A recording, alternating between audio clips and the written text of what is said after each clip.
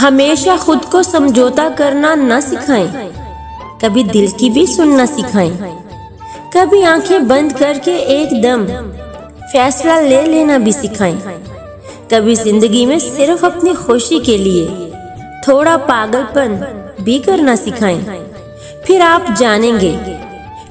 जानेंगे कि वो जो कहते हैं ना कि जिंदगी एक बार ही मिलती है, क्यों कहते हैं।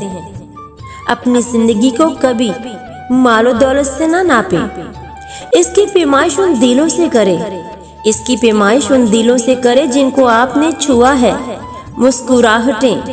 मुस्कुराहटें जो आपने दूसरों के चेहरे पर बिखेरी हैं, और उन मोहब्बतों से करें जो आपने बांटी हैं।